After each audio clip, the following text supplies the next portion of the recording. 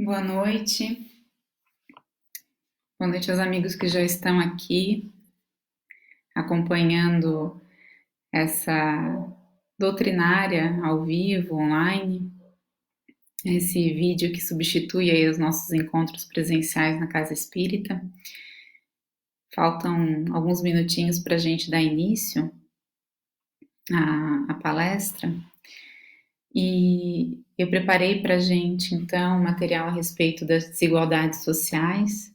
Infelizmente eu não vou poder compartilhar minha tela, mas eu vou acompanhando aqui a apresentação. Boa noite, Lê.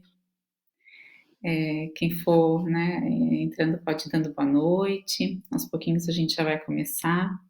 Eu vou iniciar com uma leitura para nós nos harmonizarmos também. E essa leitura, ela vem do livro Caminho, Verdade e Vida, psicografia de Chico Xavier,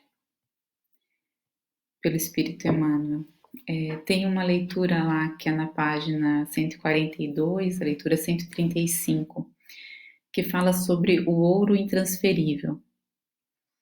Aconselho-te que me compres ouro provado no fogo, para que te enriqueças. Apocalipse, capítulo 8, versículo 18. Sempre vulgares as aquisições de custo fácil. Nada difícil ao homem comum perseguir as possibilidades financeiras, aliciar interesses mesquinhos, inventar 1000 recursos para atingir os fins inferiores. Entretanto, os que adotam semelhante norma desconhecem o caráter sagrado do mais humilde patrimônio que lhes vai às mãos, abusando da posse para sentirem-se depois mais empobrecidos do que nunca.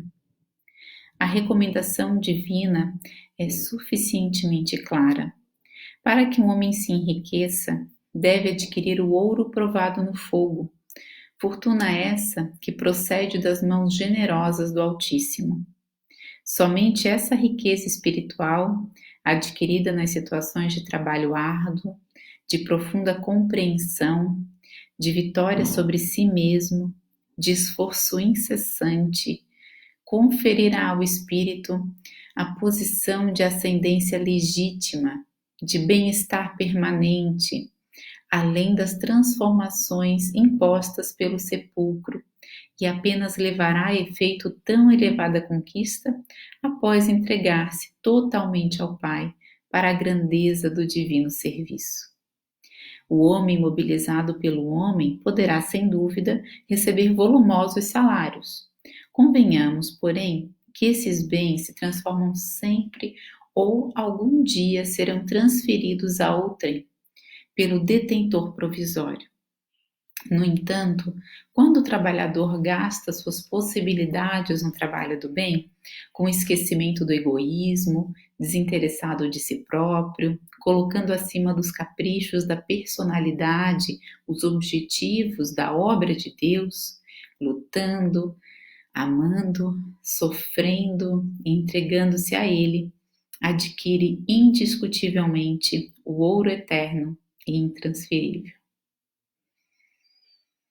Vamos nesse momento, então, agradecer por essa leitura, por essa mensagem que nos traz uma reflexão importante a respeito do que é real, do que é eterno e do que é material e passageiro.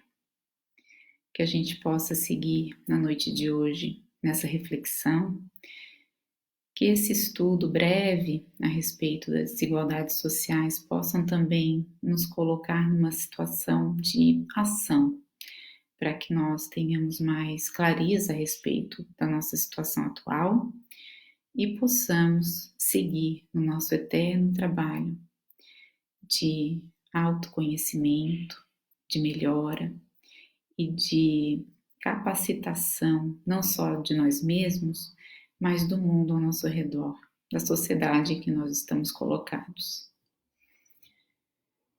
Que assim seja, pedindo licença da espiritualidade amiga, que torne esses trabalhos possíveis. A gente dá início, então, à palestra da noite de hoje, aqui ao vivo, No Face já tem bastante gente, que bom ver todos vocês aqui.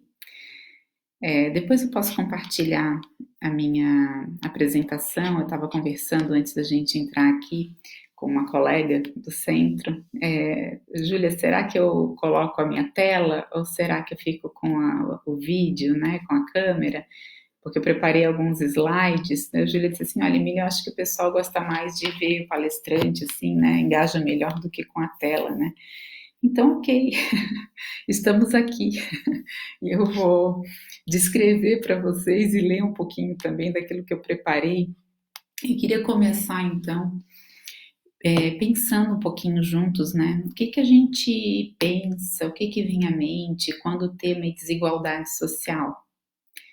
Eu fiz essa pergunta para algumas pessoas da família, alguns amigos, assim, as pessoas me dizem: vem algumas imagens, né? Vem algumas imagens de fotografias que a gente às vezes vê de lugares de risco social ou de lugares por onde eu passei, onde eu trabalhei, que não eram lugares, né? Eram lugares de imagens assim de muita pobreza, de tristeza. Para outros vem imagens bem de contrastes, né? E eu fui fazer uma pesquisa por imagens, assim, já que é o que vem são algumas imagens na nossa cabeça, e tem uma imagem muito famosa de São Paulo, que é um contraste entre uma favela bem grande que tem lá em São Paulo e o bairro do Morumbi, com condomínios luxuosos, né? Então tem essa imagem lá, nessa foto que até se a gente vai pesquisar a respeito de desigualdade social, essa imagem ela vem em muitos blogs e sites, né, que tratam desse tema. Então, o que vem, na verdade, o que essa imagem, né, icônica aí, mostra pra gente, né? Mostra que desigualdade social está relacionada a contrastes, né? Está relacionada a nosso imaginário sobre pouca distribuição de renda, né? Quando a gente tem poucos com muito e muitos com quase nada. Irmãos, por exemplo, vivendo na rua, enquanto outros esbanjam excessos, falta de acesso à educação, saúde precária, preconceitos, né, uma vida dura, privilégios, então esses contrastes, né, isso que vem comum vir à mente quando a gente fala de desigualdade social. Pois bem, o que é desigualdade social, né? O termo desigualdade social é um conceito sociológico e econômico, né, estudado na academia, e ele designa a diferença, né, entre classes sociais. A desigualdade, ela pode inclusive, né, ser medida por faixas de renda comparadas. Existe um método de comparação dessas faixas de renda mais ricas e as faixas de renda mais pobres, né? E o resultado dessa comparação pode ser jogado numa fórmula desenvolvida pelo economista e estatístico italiano Corrado Gini. E esse resultado, né, vai formar o que foi chamado de coeficiente de Gini. E esse coeficiente, se a gente coloca no mapa do mundo, né, ele vai mostrar os lugares do mundo em que essa desigualdade social é maior ou menor. Uma coisa curiosa, assim, esse coeficiente ele vai mostrar números que vão de 0 a 1, né, ou de 0 a 100, e em percentuais, mas é de 0 a 1, mas assim, o 0, ele seria o equivalente a completa igualdade, então todo mundo recebe a mesma renda, e o 1 é uma pessoa só recebe toda a renda daquele país, né? Então não existe o 0 e não existe o 1 no mapa, né? No mundo não existe esse 0 e não existe esse 1.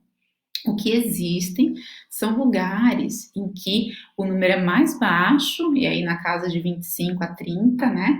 Aí lugares como, por exemplo, né, na América, né, o país que tem um índice assim é o Canadá. Na Europa, muitos países têm esses índices mais baixos, ou seja, uma distribuição maior de renda, uma desigualdade social menor, até o máximo lá digamos, né, o mais alto índice de desigualdade social, países que têm aí entre 60 e 66, né? O Brasil, por exemplo, está colocado ali mais ou menos na metade desse coeficiente, né, na casa dos 50, e países como a África do Sul e outros países da África, um pouco pior a distribuição ainda, a desigualdade social maior, estão aí na casa de 60 a 66. Pois bem, também olhando, né, esse mapa e esse coeficiente, a gente consegue tirar algumas, não diria conclusões, mas algumas pistas, né, sobre as causas dessa desigualdade social. Que aí a gente vai ver em comum, né, os países que têm uma desigualdade social maior, eles vão ter, em geral, heranças coloniais, né, foram países que foram, né, que passaram por colonialismo, né, na época do imperialismo, países em que ocorre maior desigualdade de gênero, desigualdade racial, países que têm localização geográfica, né, uma certa localização geográfica menos privilegiada em relação à exportação ou importação de bens, né, às vezes com uma área geográfica muito extensa e, portanto, comércio exterior centralizado numa determinada região e o interior não tanto, né, com pouco acesso, então existe uma desigualdade maior, e também são países cujo acesso à educação é um problema, né, é uma questão para esses países. Então essas seriam aí as pistas, né, e as causas também que vêm à tona quando se estuda a desigualdade social. Essas explicações, então, elas poderiam também apresentar alguns caminhos sobre como minimizar essa desigualdade. Isso a gente olhando, né, um ponto de vista bem do estudo do homem, né, na Terra, e bem pontual, né, um estudo assim que vai olhar de fato com um olhar mais sociológico e econômico, como eu havia colocado. Mas olhando do ponto de vista e do olhar da doutrina espírita, né? Como é que a doutrina espírita explica a desigualdade social, né? E uma coisa que vem, às vezes, uma pergunta e uma frase, às vezes, que a gente ouve quando o tema é desigualdade social e quando ela é muito extrema, meu Deus, por quê, né? Vem assim uma angústia, né? Meu Deus, sendo Deus justo e bom, né? Por que não tem todo mundo a mesma oportunidade, né? Por que existe esse extremo, né? Por quê? A gente fica inquieto, querendo buscar esse porquê. Então, bem, eu fiz aqui algumas pesquisas né, e uma das pesquisas na verdade, foi para mim assim um alerta, né? Diz assim, a desigualdade social, gente, né? Ela não é obra de Deus, né? Ela é obra do homem. Né? Nós criamos, não foi Deus. Portanto, né, outras respostas, elas advêm disso também. Outras verdades aí, né, em relação ao homem, né, nós criamos a desigualdade social, não foi Deus que criou, mas olha só, nós também somos seres únicos, né, cada um tem a sua trajetória individual, cada um passa por desafios que precisa passar para aprender e para se depurar. Além de únicos, nós somos seres eternos, essa também é uma verdade, né? Tanto na pobreza quanto na riqueza, né? A gente encontra desafios que podem oportunizar o avanço do espírito, né? O nosso avanço. E de acordo com o momento em que a gente se encontra, com o nosso histórico, com o nosso livre-arbítrio, né, a gente pode, inclusive, experimentar ambas as situações, né, ambos os extremos, né, desse mapa ali, dessa desigualdade. E, às vezes, até na mesma encarnação, né. Bem, daí eu lembrei, assim, também que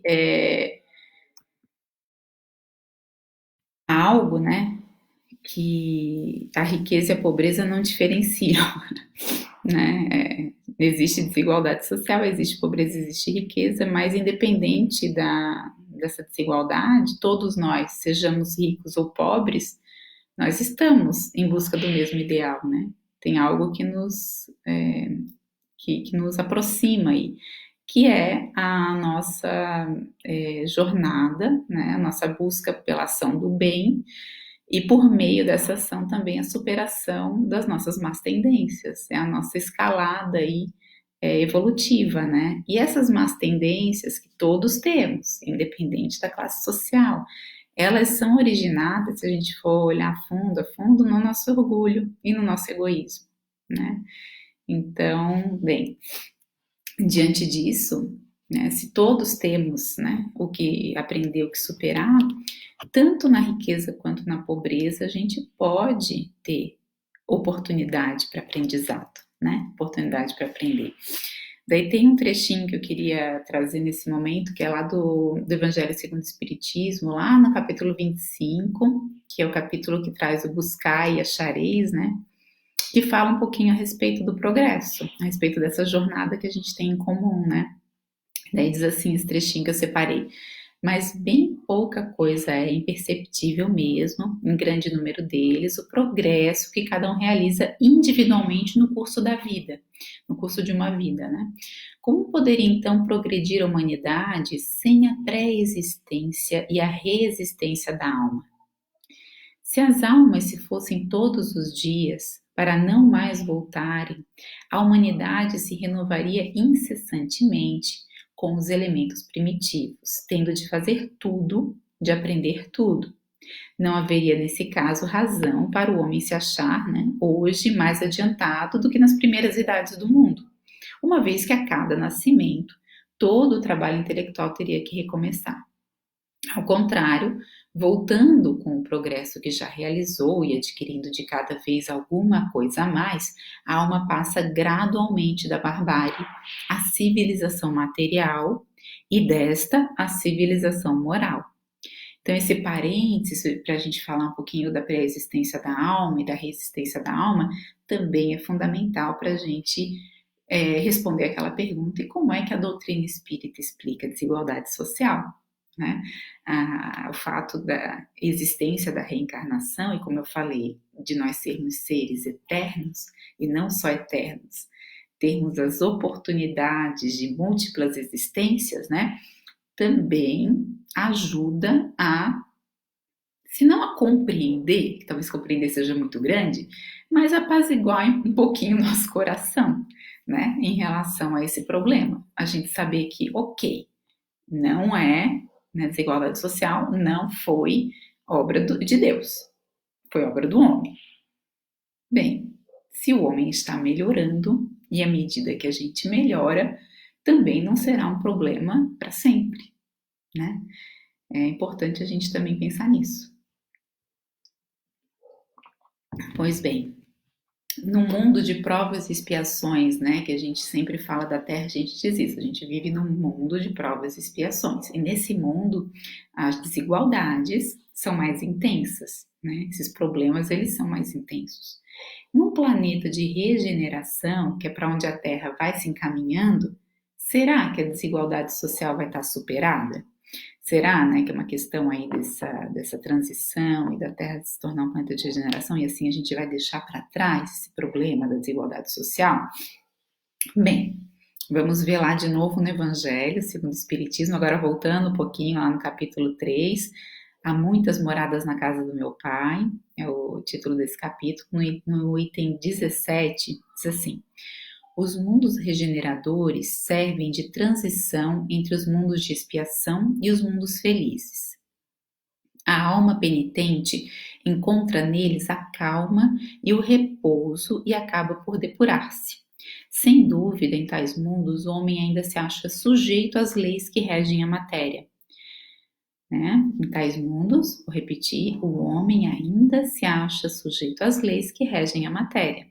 A humanidade experimenta as vossas sensações e desejos, mas liberta das paixões desordenadas de que sois escravos, isenta do orgulho que impõe silêncio ao coração, da inveja que a tortura, do ódio que a sufoca.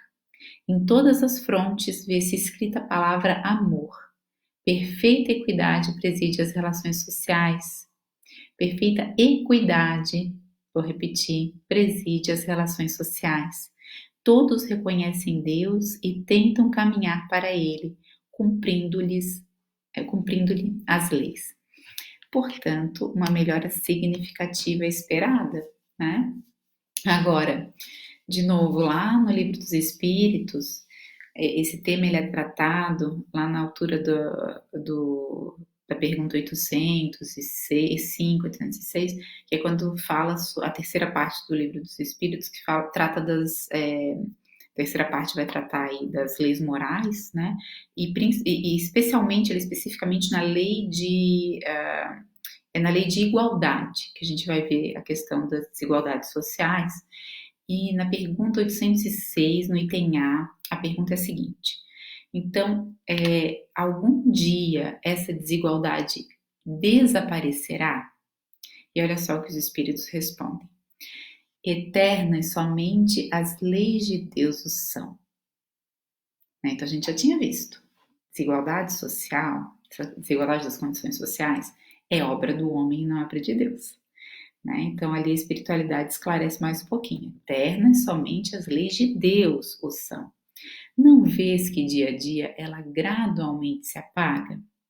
Então, gradualmente, a gente pode ter fé e esperança que as desigualdades sociais vão aos pouquinhos, né, se apagando. Desaparecerá quando o egoísmo e o orgulho deixarem de predominar. Restará apenas a desigualdade do merecimento.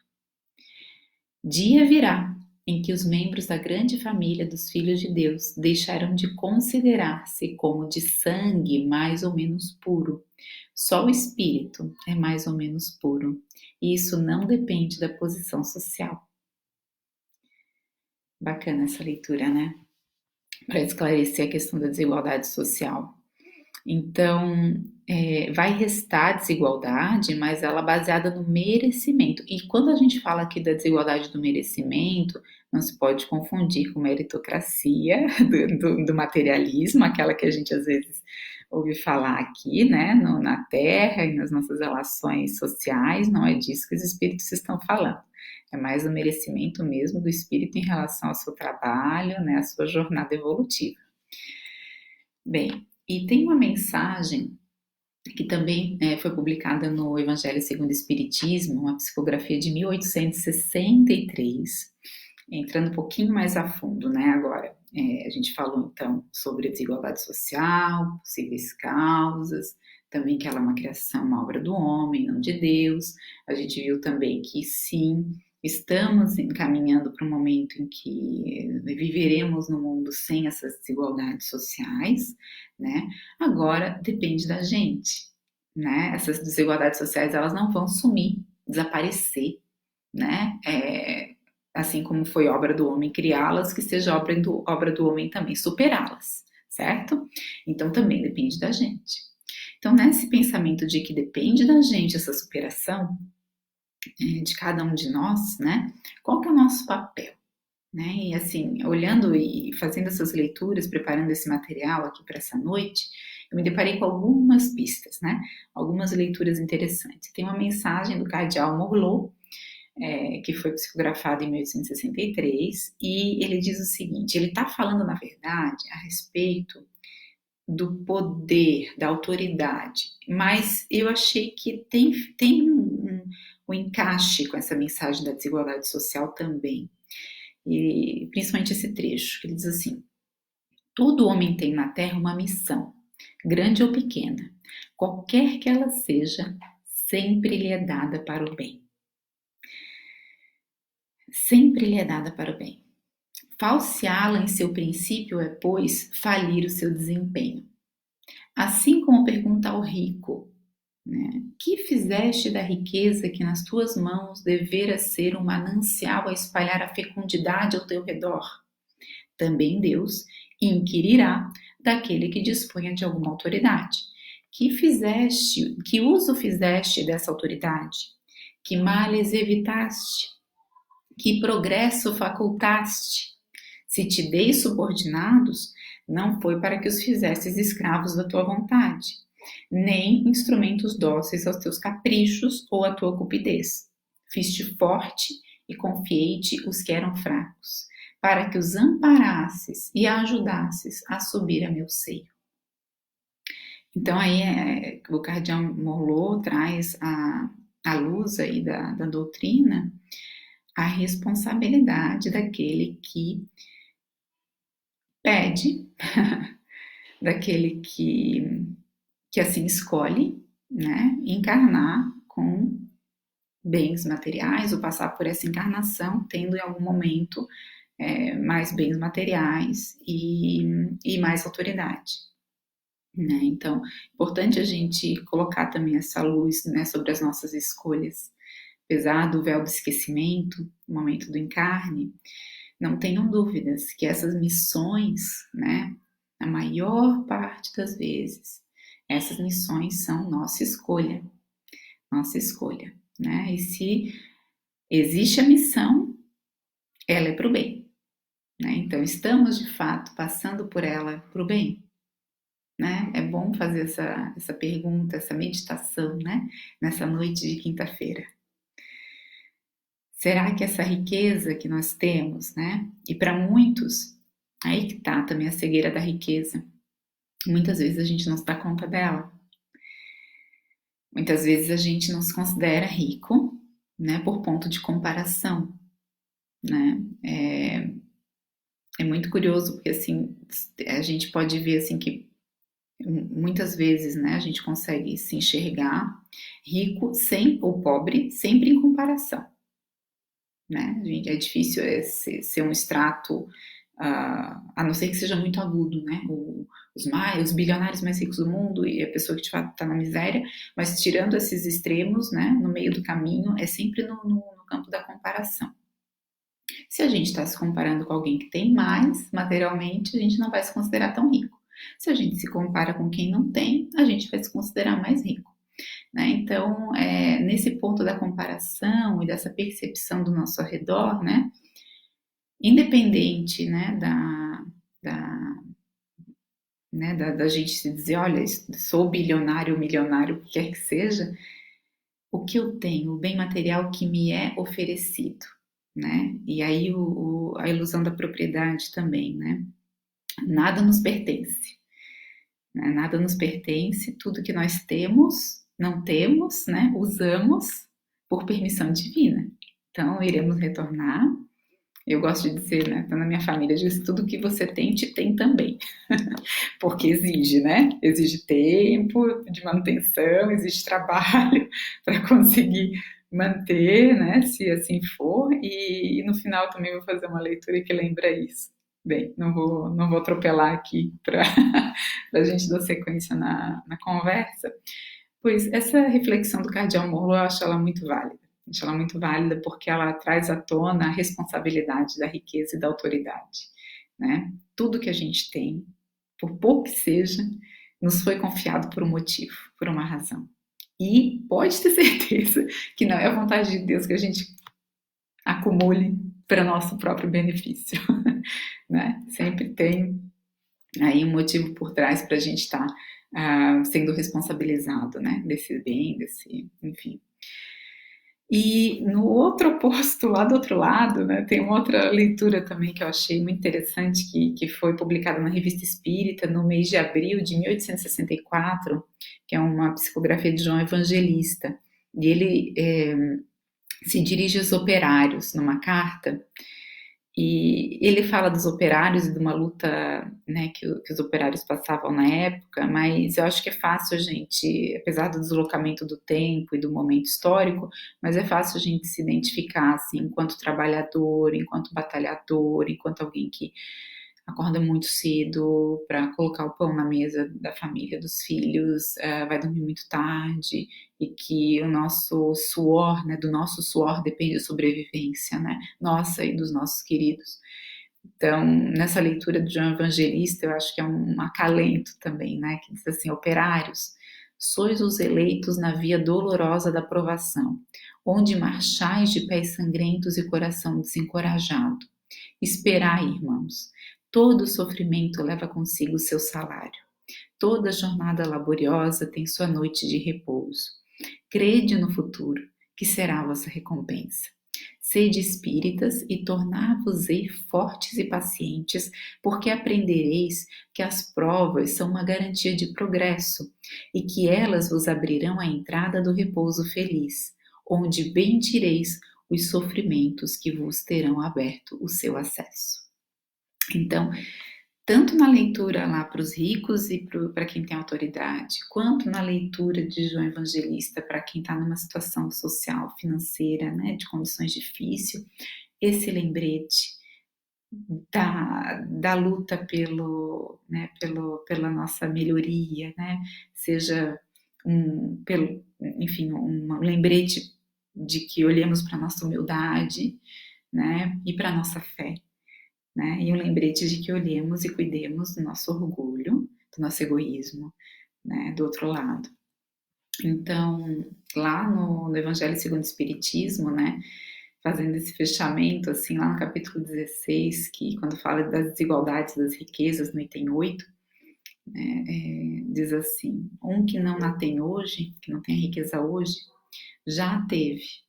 Né, lembrando da pré-existência da alma, né, das reencarnações. Um que não a tem hoje, já a teve, ou terá noutra existência. Outro que agora a tem, talvez não a tenha amanhã. Há ricos e pobres, porque sempre Deus, justo como é, a cada um prescreve trabalhar a seu turno. A pobreza é, para os que sofrem, a prova da paciência e da resignação. A riqueza é para os outros prova da caridade e da abnegação. Então, independente onde a gente se classifique, onde a gente se enxergue no mundo, né, o quão a desigualdade social seja um tema que nos motive ou não, né, independente disso, ela nos coloca provas, né, nos coloca aí oportunidades, é uma plataforma mesmo, né, para nossa ação, não só para nossa, né, para nosso teste aí teste de caridade ou de humildade, enfim, mas nos convida à ação, né, nos convida à ação. Daí tem uma leitura que a gente sempre lembra, né, nos encontros de Ege, nas doutrinárias também, da casa, que é o Sermão da Montanha, né, de Jesus, o Sermão do Monte, que é lá na Bíblia, em Mateus capítulo 5, os versículos de 19 e 32 ali, Jesus então disse o seguinte, né, dizia que parem de acumular para vocês tesouros na terra, onde a traça e a ferrugem consomem, e onde ladrões arrombam e furtam. Em vez disso, acumulem para vocês tesouros no céu, onde nem a traça, nem a ferrugem consomem, e onde ladrões não arrombam nem furtam. Pois onde estiver o seu tesouro, ali estará também o seu coração. Então, se esse tesouro for da terra, o coração vai estar na terra. Mas se esse tesouro for do céu, também o coração estará lá. Seguindo na leitura de Mateus, se Deus veste assim a vegetação do campo, que hoje existe e amanhã é lançada no forno, não vestirá ele ainda mais a vocês, homens de pouca fé? Portanto, nunca fiquem ansiosos, dizendo: o que vamos comer? Ou o que vamos beber? Ou o que vamos vestir? Pois todas essas coisas são as coisas pelas quais as nações se empenham ansiosamente. O seu Pai Celestial sabe que vocês necessitam de todas essas coisas.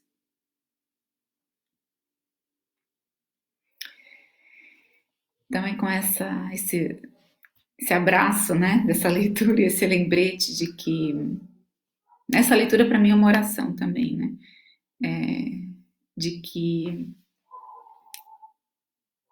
da desigualdade social, né, e da melhora, né, do mundo em relação a isso, depende a nossa ação e depende a nossa fé, né, porque afinal Deus tem ciência de tudo, né, das nossas ações, das nossas necessidades, né, Deus provê, se assim o permitirmos.